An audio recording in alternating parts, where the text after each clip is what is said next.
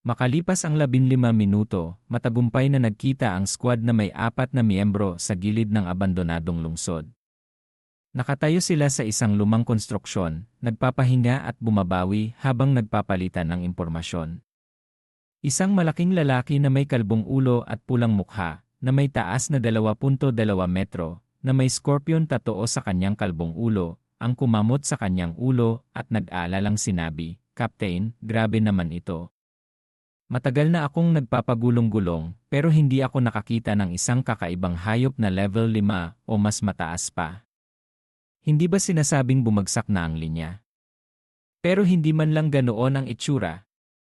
Isang middle-aged na lalaki na may ordinaryong hitsura at katamtamang pangangatawan, ngunit may malaking backpack, ang simpleng nag-ulat, ang sitwasyon ay hindi gaanong naiiba kaysa sa inilarawan ng naunang tao. Hindi ko man lang nakita ang mga kakaibang hayop na level 5, pero napakakaunti talaga nila. Isang binata sa tabi na halos 30 taong gulang, na may slim na pangangatawan at medyo gwapo, ang matapat na sumagot, "Kung tutuusin, ang linya na ito ay hindi gaanong naiiba sa ilang. Masasabi ko pang ang napaka-desolate nito. Ang pakiramdam ay hindi gaanong naiiba kaysa sa pang-araw-araw naming ilang."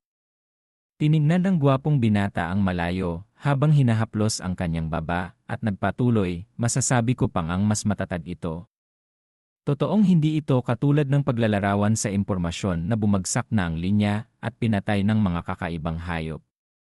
Tumango ang babaeng namumuno sa squad, ang kanyang magandang kilay ay nakakunot habang pinapayapa ang kanyang malalaking suso saglit at sinabi, "Ang sitwasyon ay talagang medyo kakatwa. Sa teorya, ang isang misyon na niraranggo bilang level D ay hindi dapat maging ganito ka-desolate. Bukod dito, lumitaw lang ang kuweba kamakailan. Alam ng lahat ang tungkol sa pagbagsak ng linya dito. Mas lalong hindi dapat nagkakamali ang intelligence." Tumingala ang babae para tingnan ang abandonadong lungsod sa malayo at nagpatuloy sa isang mababang boses, "Kung ang mga kakaibang hayop na umaakyat mula sa kuweba ay wala sa ilang, kung ganon, nakatago lang sila sa loob ng abandonadong lungsod. Kailangan mag-ingat ang lahat. Ang density ng mga kakaibang hayop sa lungsod ay tinatayang lampas sa ating imahinasyon." Patuloy na naglakbay ang squad na may 4 na miyembro.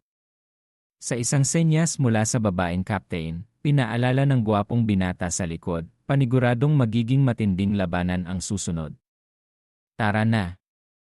May makakatalo ba tayo sa level na kuweba?" Nagbago ang ekspresyon ng kalbong malaking lalaki at natakot na sinabi, "Kahit na tumatakbo ang mga half-step level siyam na kakaibang hayop. Kung hindi tumakbo ng mabilis ang matanda, siguradong mamamatay na ako roon." Ang 7th grade na mga Grandmaster ay may theoretical na lifespan na 500 taon.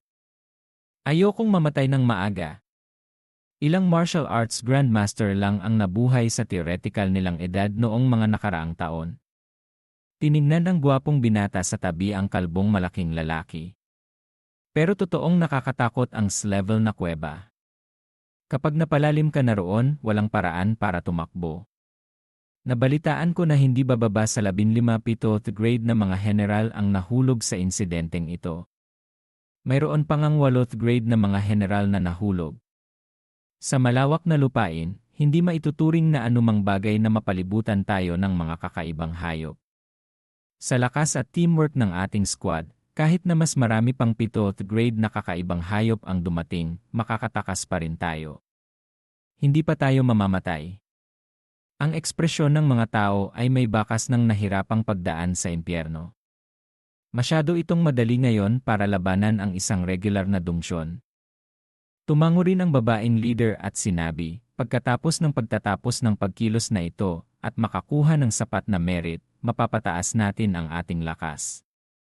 Pagkatapos ay magpapahinga at babawi tayo para maabsorb ang ilang sandali, at pagkatapos ay maglalapat tayo muli para sa isang misyon. Maaaring muli tayong tumaas sa ating lakas." "Captain, malapit ka nang makalusot sa 8 grade, tama?" Ang middle-aged na lalaki na tahimik at hindi masyadong nagsasalita ay biglang nagsalita at nagtanong. Umiling ang babae at sinabi, "Masyado pang maaga. Hindi ko pa nasasalat ang threshold ng 8 regrade. Hindi ko pa nakikita ang anino ng Twin Heavenly Bridges.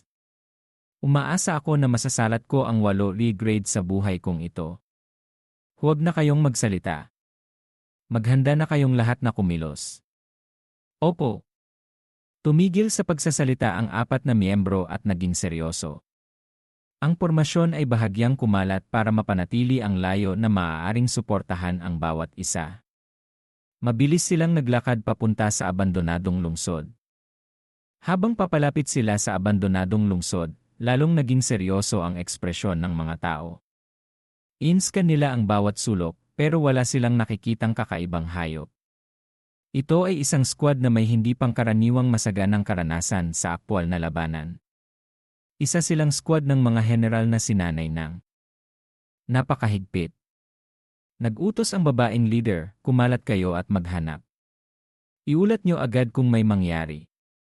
Opo, naiintindihan namin. Agad na naghiwa-hiwalay ang mga tao at kumilos. Mabilis na pumasok ang kanilang katawan sa iba't ibang distrito. Pagkalipas ng mahigit kalahating oras, sa isang abandonadong plaza sa gitna ng lungsod, nagkita muli ang 4. Kinuha ng kalbong malaking lalaki ang scanner at nag-scan sa paligid. Pagkalipas ng ilang sandali, hinihipan niya ang usok at sinabi, ipinapakita ng detektor na walang panganib 100 metro sa timog. Naunang iginilid ng gwapong binata ang kanyang espada. Hindi rin siya nakakita ng kakaibang hayop at nag-ulat, wala ring pambihira sa Hilaga. Nakakapagtaka. Sa pagkakataong ito, lalong nagduda ang babaeng leader at sinabi, paano magkakaroon ang isang lungsod ng mas kaunting kakaibang hayop kaysa sa ilang? Hindi ako nakakita ng isang kakaibang hayop. Hindi ito makatwiran. Nagtanong ang gwapong binata sa likod, posible kayang tumakbo ang lahat ng kakaibang hayop sa iba pang mga linya. Hindi dapat. Umiling ang babae. Ang mga kalapit na linya ay may napaka-stable na sitwasyon. Walang anumang hindi inaasahang nangyayari.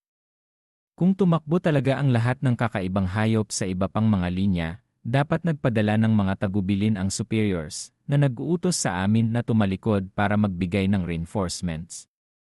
Beep, beep, beep. Sa sandaling ito, tumunog ang smartwatch sa kamay ng babae. Pagkatapos, isang medyo bastos na boses ng isang binata ang narinig mula sa loob. Okay lang ba sa inyo sa Ruby Squad? Matagal na akong naglalakbay sa squad namin sa ilang, pero hindi ako nakakita ng isang kakaibang hayop. Ganun ba kabilis ang mga kakaibang hayop? Hindi na hinintay ang babae na tapusin ang kanyang sinasabi at hindi mapakaling pinatay ang tawag. Sinabi niya sa kanyang mga miyembro, ang mga tao sa Azure Squad ay dumating ng mas huli kaysa sa atin at pumasok na rin sa ilang. Ang sitwasyon nila ay katulad sa atin. Hindi sila nakakita ng isang kakaibang hayop. Nagmuni-muni ang gwapong binata. Captain, posible kayang may problemang nangyari sa mismong depensa. Ang division na responsable para sa depensa ay umatras sa base 1 linggo ang nakalipas para sa pag-aayos. Nahulog ang commander ng division. Paano hindi masisira ang linya? O kaya, diretso tayong pumunta sa kuweba para makita kung may problema. Isang sulyap lang at malalaman natin. Ngunit gagamit muna tayo ng drone para lumipad. Medyo mapanganib kung pupunta tayo doon ng personal. Okay. Kinuha ng gwapong binata ang drone. Direktang kinokontrol ng binata ang drone at patungo sa isa pang direksyon ng abandonadong lungsod. Ito ay sa lokasyon ng linya at papalapit sa kuweba. Ang ilang tao sa squad ay nakatingin ng hindi kumukurap sa screen ng drone controller. Mabilis na nag-swipe ang drone sa kalangitan sa lungsod. Ang mga imahe na ipinadala ng drone mula sa itaas ay nakatulong na makita ang buong tanawin ng abandonadong lungsod. Sa abandonadong lungsod, disyerto at tahimik, hindi man lang nakita ang anino ng isa o dalawang kakaibang hayop na paikot-ikot. Ang isang malaking abandonadong lungsod ay napakatahimik na para bang may naglinis. Paano ito parang iniulat na bumagsak ang depensa at pumatay ng mga kakaibang hayop? Habang mas nakikita nila ito, mas natatakot at nag-aalala sila. Agad na naging abala ang babaeng leader at mabilis na nag-utos, lumapit tayo sa panig ng kuweba. Ibaba ang drone at i-zoom in ang imahe. Okay. Labis na naguluhan ang babaeng leader. Walang kakaibang hayop na papalapit sa linya. Anong klaseng multo itong nangyayari? Biglang may lumitaw na anino. Mariing yumanig ang imahe at pagkatapos ay naging itim ang screen. Agad na tumayo ang gwapong binata at sumigaw, binaril ang drone. Ang mga natitirang ilang miyembro ng squad ay mayroon ding pangit na ekspresyon sa kanilang mukha at nagpakita ng bakas ng kawalang katiyakan sa kanilang mga mata. Pumunta tayo roon ng personal. Okay. Mabilis na kumilos ang squad na may 4 na miyembro. Nag-aalala ang babaeng leader, kaya tumakbo siya sa unahan na nangunguna sa daan. Samantala, sa gilid ng linya, hawak ng matandang lalaki ang nasusunog na drone at minumura, "Hey Z, hayop ka. Drone ito mula sa support unit pero binaril mo ito." Namula ang mukha ng middle-aged na lalaki at nahihiyang umurong. Kinamot niya ang kanyang ulo at sinabing, akala ko kung anong agila kaya binaril ko ito para baguhin ang panlasa ng taong sa hapunan. Tumaas ang boses ng middle-aged na one-armed na lalaki, okay na, okay na. Hindi lang naman isang drone, di ba? Binaril na, hindi binaril na. Kung nakapagpadala ang support unit ng drone sa lugar na ito, kung gayon, tinatayang hindi rin sila kalayuan sa atin. Malapit na sila. Imbes na isipin ito, mas mabuting isipin kung anong ulam ang lulutuin para sa dakilang Lord mamaya. Iyon ang tunay na mahahalaga. Hindi kalayuan doon, hinihiwa ni Lu Sheng ang ilang malalaking kakaibang hayop. Ang mga tao sa Battle Fortress ay kusang tumingin kay Lu Sheng. Doon, bundok-bundok ang katawan ng kakaibang hayop. Dumadaloy ang dugo sa mga ilog. Isang matayog na figura na may hawak na mahabang sibat ang patuloy na nakikipaglaban ng napakagwapo. Sa mata ng mga tao, nagsiwalat sila ng pagsamba at sigasig na para bang nakakita sila ng isang Diyos. Napaka-impluwensya ni Lao Gi sa pagsabi ng, kailan naman kaya ako makakarating sa kanya? Yumao ng mabilis ang 4 na miyembrong squad sa loob ng abandonadong lungsod. Dahil gumamit sila ng drone para siya sa atin, alam nila na walang panganib sa lugar, kaya't napakabilis ng kanilang pasulong. Sa paghihintay nilang malapit sa gilid ng lungsod, sa linya na minarkahan sa mapa, ang mga hakbang ng 4 na tao ay nagsimulang bumagal ng sabay-sabay. Pagkatapos, nagpalitan sila ng tingin at maingat na nagtrabaho habang nagpapalapit ng unti-unti sa target. Sa wakas, lumabas na rin sila sa loob ng lungsod. Ang paningin sa harapan ay mas malawak. Ang mga sundalo ay tila nakita sila at labis na nagalak. Kumakaway sila sa kanila na sumisigaw ng kung ano. Ano? May mga taong buhay pa pala at wala man lang isang kakaibang hayop. Ang kalbong malaking lalaki ay nagpakita ng ekspresyon na hindi makapaniwala. Sabay-sabay na nagkibit ng ilong ang babae at ang natitirang mga tao. Masyadong mabigat ang amoy ng dugo. Napakalakas. Kahit na madalas silang lumabas at pumapasok sa mga kuweba, at nasanay na silang amuyin ang amoy ng dugo, sa sandaling ito, nakaramdam pa rin sila ng pananakal at hindi na makahinga. Lubhang nagulat ang babae nang makita niya ang isang bagay. Ano? Sa isang tingin, mariing umikli ang mga estudyante ng 4 na tao. Tumigas ang kanilang katawan na para bang naging bato. Tumayo sila sa lugar na hindi gumagalaw. Nakita nila ang napakaraming bundok-bundok na katawan ng kakaibang hayop. Ang sariwang dugo ay nabasa ang lupa, na nagiging malalaking patch ng madilim na pula. Nagkakumpulan ang mga katawan ng kakaibang hayop na bumubuo ng 2 mahabang pader ng laman. Ang mga pader ng laman na gawa sa dugo at karne ay umabot sa isang malayo, ang taas ay patuloy na tumataas. Sa malapit, sa gitna, ang mga katawan ng kakaibang hayop ay nakasalansan para bumuo ng isang bundok. Ang 2 bundok ng katawan, isa sa kaliwa at isa sa kanan, ay parang 2 malalaking haligi ng isang malaking tarangkahan na walang bubong. Sa kaliwa ay ang bundok ng katawan ng 7th grade na kakaibang hayop at sa kanan ay ang bundok ng katawan ng 6th grade na kakaibang hayop. Ang babaeng leader ay parabang natatakot na umangat para tumingin. Ang mga katawang ito ay lahat ng matataas na kakaibang hayop. Biglang nagulat ang babae nang may nakita sa pagitan ng tarangkahan ng dugo at karne. Doon ay ang madugong pulang paglubog ng araw at ang isang figura na tahimik na nakatayo ng patayo na may hawak na sibat sa kanyang kamay para patayin ang mga kakaibang hayop.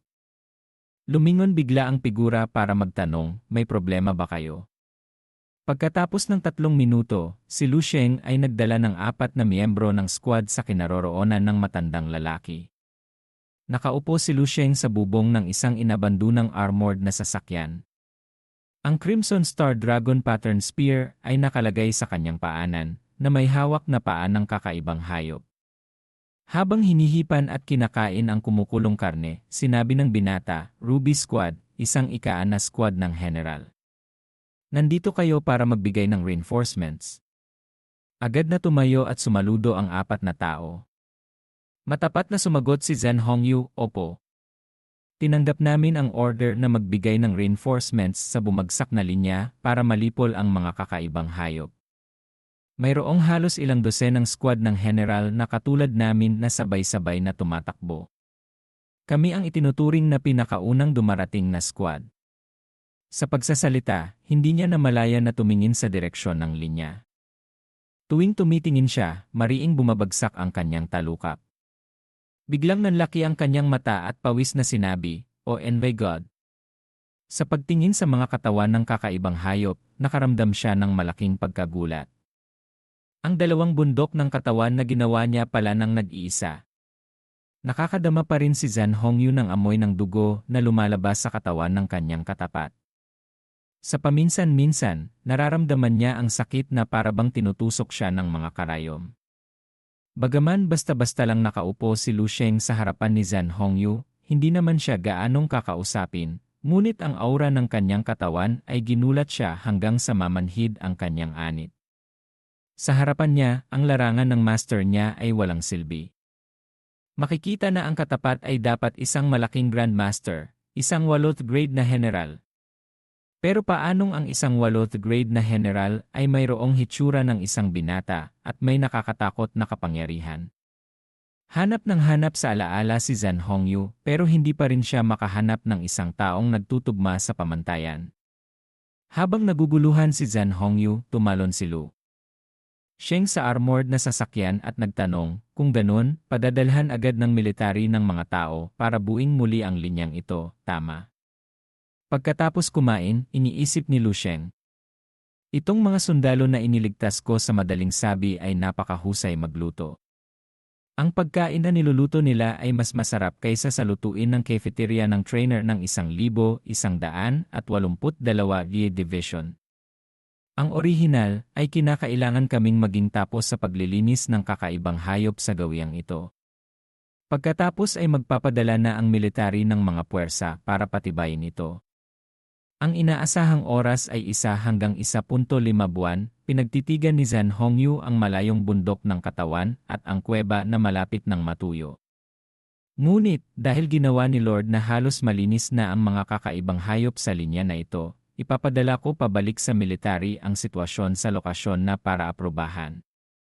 Sa loob ng 2 hanggang 3 araw, mayroon ng papasok na dibisyon para sakupin. Engan. Tumanggo si Lu Sheng at kinuha ang Crimson Star Dragon Pattern Spear. Kung ganun, magtatapos na rin sa wakas ang oras ko para protektahan itong lugar na ito ng nag-iisa. Sa pag-isip nito, huminga ng maluwag si Lu Sheng at unti-unting iniunat ang kanyang katawan. Sa panahong ito, hindi siya huminto sa pagpatay ng mga kakaibang hayop. Ang kanyang ugali, mula sa malambot, ay pinagtrabahuhan sa isang piraso ng dugo. Ang simpleng pag-uunat ni Lu Sheng ay nahulog sa mga mata ng mga tao sa Huhu Squad at lumikha ng pakiramdam ng pagbangga ng mga tabak at sibat. Ang aurang nailabas ay napakalakas. Sa isip ni Zhen Hongyu, tinitigan niya si Lu Sheng ng mahabang panahon at nararamdaman ang pananakit sa kanyang mata. Gusto niyang yumuko, Pero hindi niya mapigilan na maingat na magtanong, maaari bang magtanong kay Lord, anong identity mo? Natigilan si Lu Sheng saglit. Identity? Pagkalipas ng ilang sandali, reaksyon niya.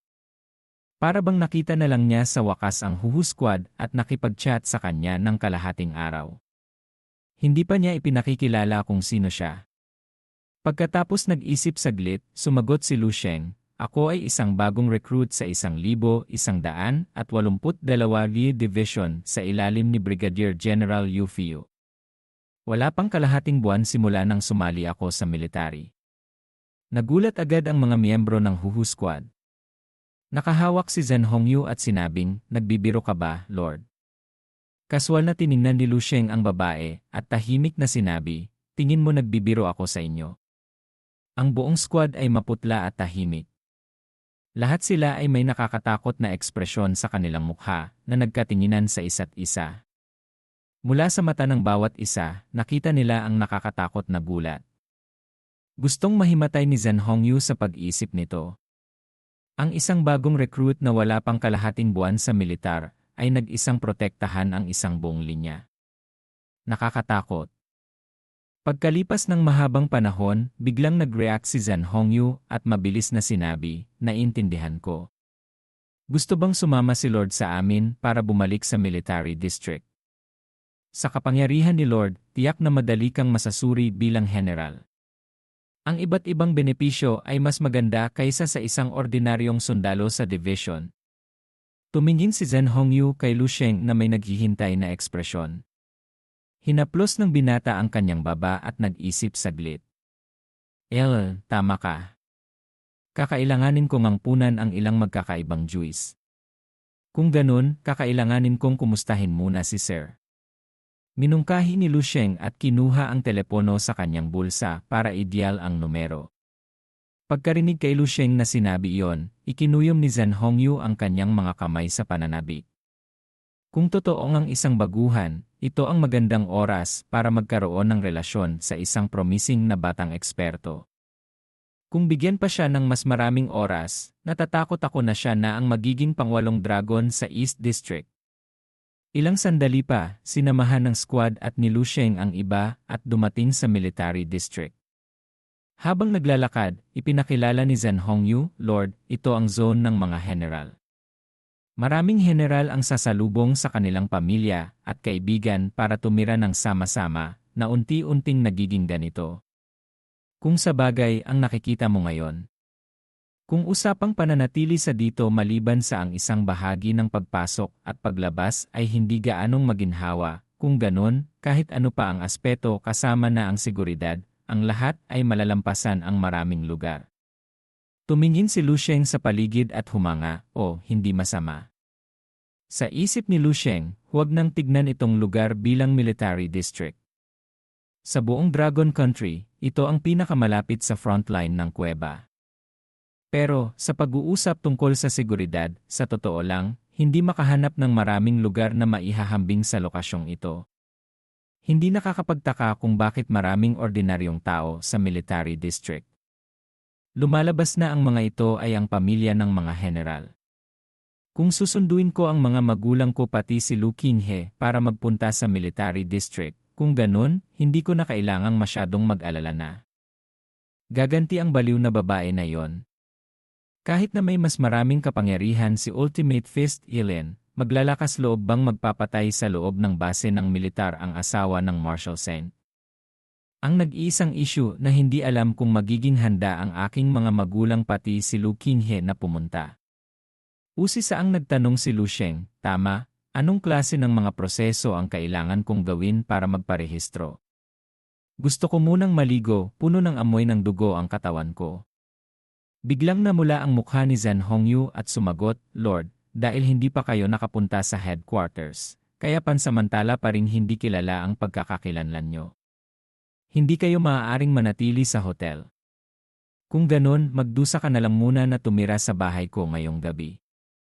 Nang marinig ito, nagpawis ng malamig si Lu Sheng at nagtanong, aktibo ka ba masyado?